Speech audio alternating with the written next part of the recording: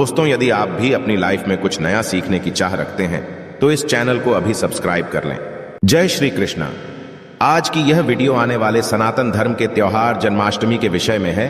मैं सभी सनातनी भाइयों और बहनों को जन्माष्टमी की बधाई देता हूं। दोस्तों, हम सबको पता है कि कृष्ण जन्माष्टमी काफी नजदीक आ रही है और जैसे जैसे नजदीक आ रही है वैसे वैसे उत्सुकता बढ़ती जा रही है, क्योंकि प्रत्येक सनातनी भाई बहन को भगवान कृष्ण जी से बड़ा लगाव है। वह सबके प्रिय हैं और सबका कल्याण करने वाले हैं। तो चलिए बात करते हैं इस खास दिन यानी कृष्ण जन्माष्टमी की।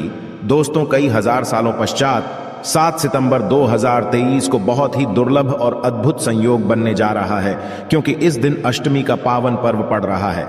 दोस्तों, इस दिन राज योग, अमृत सिद्धि योग, साथ ही धन लक्ष्मी योग जैसे कई सारे योग बन रहे हैं और इस समय भगवान कृष्ण सबसे अधिक प्रसन्न होते हैं।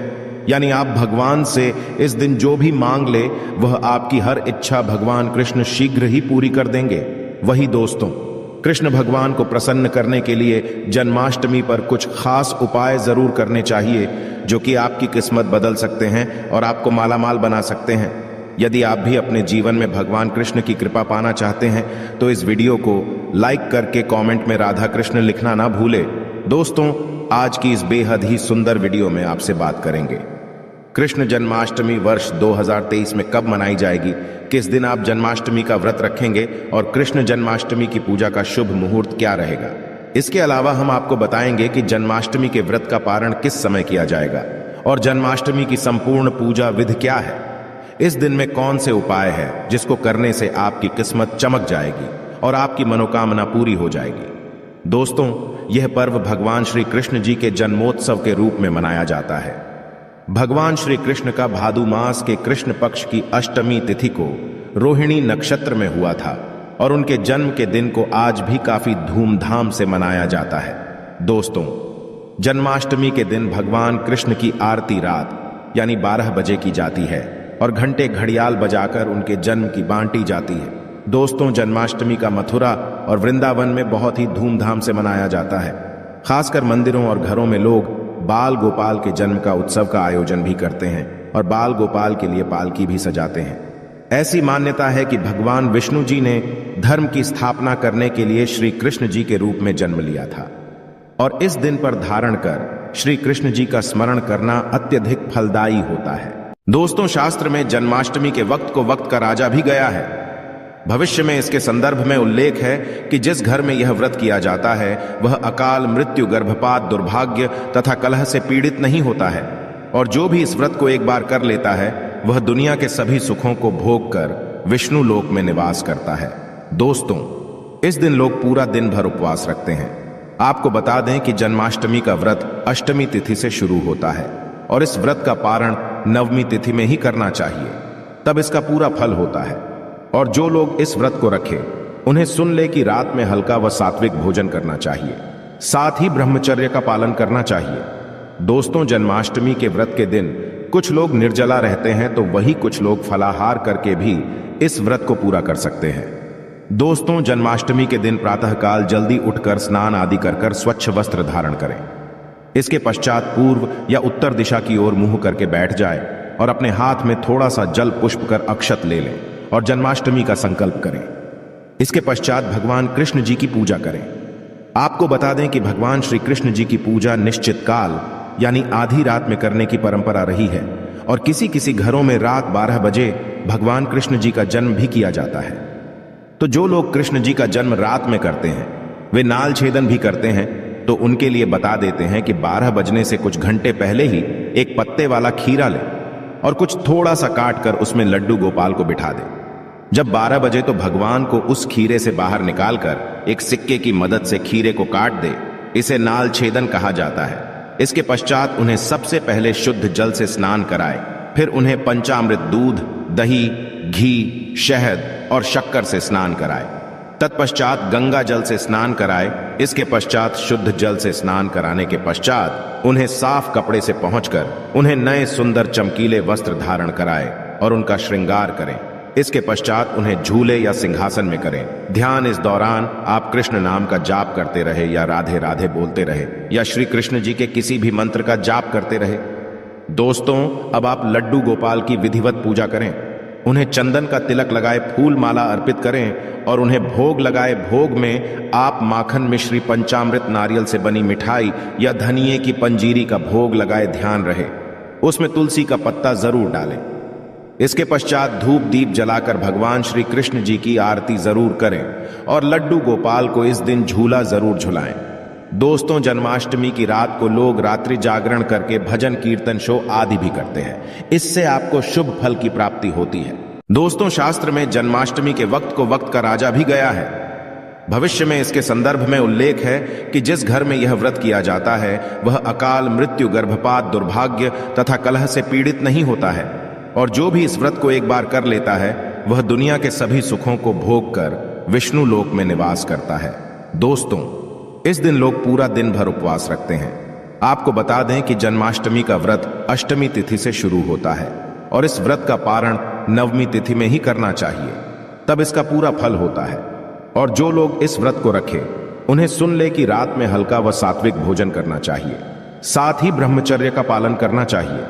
दोस्तों, जन्माष्टमी के व्रत के दिन कुछ लोग निर्जला रहते हैं तो वही कुछ लोग फलाहार करके भी इस व्रत को पूरा कर सकते हैं। दोस्तों, जन्माष्टमी के दिन प्रातःकाल जल्दी उठकर स्नान आदि कर स्वच्छ वस्त्र धारण करें। इसके पश्चात पूर्व या उत्तर दिशा की ओर मुंह करके बैठ जाए और अपने हाथ में थोड़ा सा जल पुष्प कर अक्षत ले लें और जन्माष्टमी का संकल्प करें। इसके पश्चात भगवान कृष्ण जी की पूजा करें। आपको बता दें कि भगवान श्री कृष्ण जी की पूजा निश्चित काल यानी आधी रात में करने की परंपरा रही है, और किसी किसी घरों में रात 12 बजे भगवान कृष्ण जी का जन्म भी किया जाता है। तो जो लोग कृष्ण जी का जन्म रात में करते हैं वे नाल छेदन भी करते हैं, तो उनके लिए बता देते हैं कि 12 बजने से कुछ घंटे पहले ही एक पत्ते वाला खीरा लें और कुछ थोड़ा सा काट कर उसमें लड्डू गोपाल को बिठा दें। जब 12 बजे तो भगवान को उस खीरे से बाहर निकालकर एक सिक्के की मदद से खीरे को काट दे। इसे नाल छेदन कहा जाता है। इसके पश्चात उन्हें सबसे पहले शुद्ध जल से स्नान कराए, फिर उन्हें पंचामृत दूध, दही, घी, शहद और शक्कर से स्नान कराए। तत्पश्चात गंगा जल से स्नान कराए। इसके पश्चात शुद्ध जल से स्नान कराने के पश्चात उन्हें साफ कपड़े से पहुंचकर उन्हें नए सुंदर चमकीले वस्त्र धारण कराए और उनका श्रृंगार करें। इसके पश्चात उन्हें झूले या सिंहासन में करें। ध्यान इस दौरान आप कृष्ण नाम का जाप करते रहे या राधे राधे बोलते रहे या श्री कृष्ण जी के किसी भी मंत्र का जाप करते रहे। दोस्तों, अब आप लड्डू गोपाल की विधिवत पूजा करें। उन्हें चंदन का तिलक लगाए फूल माला अर्पित करें और उन्हें भोग लगाए भोग में आप माखन मिश्री पंचामृत नारियल से बनी मिठाई या धनिये की पंजीरी का भोग लगाए ध्यान रहे। उसमें तुलसी का पत्ता जरूर डालें। इसके पश्चात धूप दीप जलाकर भगवान श्री कृष्ण जी की आरती जरूर करें और लड्डू गोपाल को इस दिन झूला जरूर झुलाएं। दोस्तों, जन्माष्टमी की रात को लोग रात्रि जागरण करके भजन कीर्तन शो आदि भी करते हैं। इससे आपको शुभ फल की प्राप्ति होती है। आपको बता दें, कुछ लोग रात्रि की पूजा के पश्चात ही अपने व्रत का पारण करते हैं और कुछ लोग अगले दिन सूर्योदय के पश्चात ध्यान रहे कि आप प्रसाद खाकर ही अपने व्रत का पारण करते हैं। तो दोस्तों, चलिए अब जानते हैं कि वर्ष 2023 में का पर्व को कब मनाया जाएगा। तो आपको बता दें कि कृष्ण पक्ष की अष्टमी तिथि इस बार 6 सितंबर को पड़ रही है। ये कृष्ण का 5250वां जन्मदिन होगा। ऐसे में ये 6 सितंबर को दोपहर 3:37 से शुरू होगा और 7 सितंबर को शाम 4:14 तक रहेगा। दोस्तों, इस दिन सुबह 9:20 से रोहिणी नक्षत्र शुरू होगा। ऐसे में ग्रस्त सितंबर और वैष्णव संप्रदाय के लोग 7 सितंबर को इस त्योहार को मनाएंगे। दोस्तों, पूजा के लिए इस बार शुभ मुहूर्त 40 मिनट का है, जो कि 12:02 से 12:48 तक रहेगा। ऐसे में इस दिन रोहिणी नक्षत्र का संयोग भी बन रहा है। ऐसे में इस दुर्लभ संयोग में की पूजा करने से 3 जन्मों के से मुक्ति मिलती है। यदि किसी की आत्मा प्रेत योनि में भटक रही है तो उनके नाम से की गई पूजा उनकी आत्मा को मुक्ति प्रदान कराती है। दोस्तों, इस दिन का व्रत संतान का सुख देने वाला होता है। ऐसे में इस बार का व्रत करना ना भूलें। साथ ही जो इस व्रत को शुरू करना चाहते हैं, इस बार उनके लिए सबसे अच्छा मौका भगवान श्री कृष्ण की कृपा पाने के लिए। ऐसे में फिर आप भी इस व्रत को शुरू कर सकते। तो दोस्तों, चलिए अब जानते हैं जन्माष्टमी के व्रत कथा, जिसको पढ़ने या सुनने मात्र से ही सभी लोगों के सारे पाप धुल जाते हैं और सभी मनोकामनाएं पूरी हो जाती है। दोस्तों, स्कंद पुराण के मुताबिक यदुवंश के राजा उग्रसेन का राज चलता था। उग्रसेन का सबसे बड़ा पुत्र कंस, जिसकी चचेरी बहन देवकी थी। कंस अपने ही पिता को जेल में डालकर स्वयं राजा बनकर राज लगा।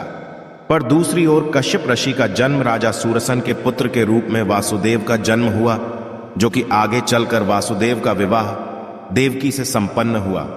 और देवकी को विदा करने के दौरान एक आकाशवाणी होती है, हे कंस, आज जिस बहन को इतने प्यार से विदा कर रहा है, कल उसी का 8वां पुत्र तुम्हारी मौत का कारण बनेगा। ऐसा सुनते ही कंस देवकी को मारने के लिए हावी हो गया, पर सैनिकों और वासुदेव के वचनों ने ऐसा होने से बचा लिया।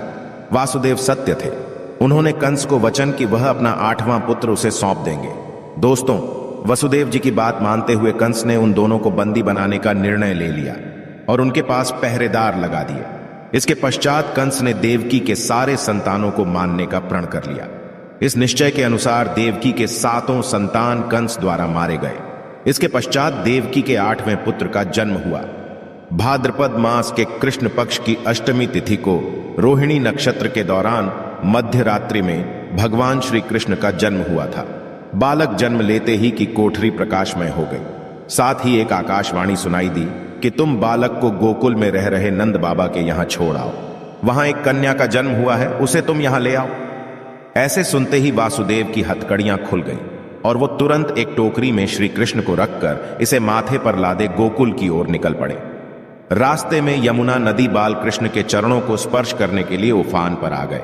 फिर चरण स्पर्श करते हुए पूर्ण शांत पड़ गई। फिर इसके पश्चात वासुदेव ने अपने पुत्र को यशोदा मैया के बगल में सुलाकर वहां से कन्या लेकर वापस कारागार लौट आए। तत्पश्चात जेल के दरवाजे अपने आप बंद हो गए। उनके हाथों में फिर से हथकड़ी लग गई। इसके पश्चात सारे पहरेदार भी उठ गए और कन्या के रोने की आवाज आने लगी। सूचना मिलते ही इन्हें कारागार से कन्या को लाया और उसे मारने की प्रयास की, लेकिन वह आकाश में उड़ गई और बोली, अरे मूर्ख, मुझे मारने से क्या होगा? तुझे मारने वाला पैदा हो चुका है। यह बात सुन कृष्ण का पता लगाकर उसे मारने का खूब प्रयास किया। आज्ञा देते हुए राक्षस भी भेजे, लेकिन कृष्ण को कोई नहीं मार सका। अंत में ने कंस का वध किया और उग्रसेन को पुनराजा बना दिया गया। और इस प्रकार श्री कृष्ण जन्माष्टमी की व्रत कथा पूरी होती है। तो ऐसी मान्यता है कि जन्माष्टमी के दिन कहानी को पढ़ने या सुनने से सारे पाप धुल जाते हैं, जीवन की हर समस्या का समाधान मिलता है, साथ भगवान का आशीर्वाद भी सदैव बना रहता है। तो दोस्तों, अब आगे बढ़ते हैं और आप जानते हैं कि जन्माष्टमी के दिन वह कौन से उपाय है जिसको करने मात्र से आपकी किस्मत चमक जाएगी और आपकी सारे अटके हुए कार्य बनते चले जाएंगे। सबसे पहले बात करते हैं, यदि आपके कार्य अटके हुए हैं तो आप कृष्ण जन्माष्टमी के दिन सुबह स्नान ध्यान आदि करने के पश्चात घर के बाल गोपाल को नई पोशाक पहनाए, भोग लगाए और गोपी चंदन से श्रृंगार करें। पास के राधा कृष्ण मंदिर में जाकर वह जयंती फूलों की माला अर्पित करें। यदि वह जयंती फूल माला ना मिले तो रंग के फूल माला भी अर्पित कर सकते हैं। ऐसा करने से भगवान कृष्ण का आशीर्वाद मिलेगा और आपके में प्रगति आएगी। इस उपाय से भाग्य होगा आपका मजबूत। दोस्तों, जन्माष्टमी के दिन बाल गोपाल को केसर, मेवा, मिश्री, साबूदाने की खीर या तुलसी दल डालकर भोग लगाए, लेकिन ध्यान रहे खीर में चीनी की जगह मिश्री की डली डालें। साथ सफेद मिठाई भी अर्पित करें। ऐसा करने से कान्हा की कृपा मिलती है और आपका भाग्य भी मजबूत होता है। इस उपाय से धान्य की कमी नहीं होगी। दोस्तों, सुख समृद्धि के लिए जन्माष्टमी के दिन बाल गोपाल की पूजा करते समय एक पान का पत्ता भी अर्पित करें। फिर पत्ते पर दूर से श्री हरि लिखे। फिर रोज उसको पूजा करने के पश्चात जहां पैसा रखते हैं वहां रख दे। ऐसा करने से घर में धन धान्य की कमी नहीं होती है और धन संबंधी समस्या नहीं होती। इस उपाय से मिलेंगे आपको शुभ समाचार। दोस्तों, जन्माष्टमी के दिन गाय और उसके बछड़े की सेवा करें, आशीर्वाद लें। इसके साथ ही गाय और उसके बछड़े की मूर्ति भी लेकर आए और बाल गोपाल के पास मूर्ति को रखकर उसकी पूजा करें। ऐसा करने से भगवान कृष्ण की कृपा जल्द शुभ समाचार सुनने को मिलती है। इसके पश्चात गाय और बछड़े की मूर्ति को ईशान कोण में रखना स्थान माना गया है। इस उपाय से आर्थिक तंगी होगी।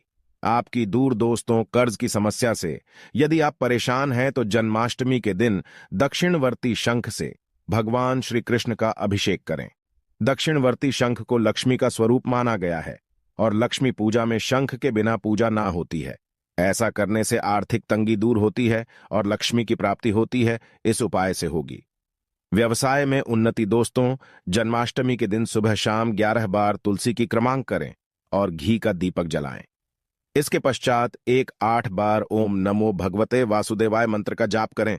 साथ ही कपूर जलाकर उस पर थोड़ी सी मिश्री डाल दें और कपूर और मिश्री का हम भी करें।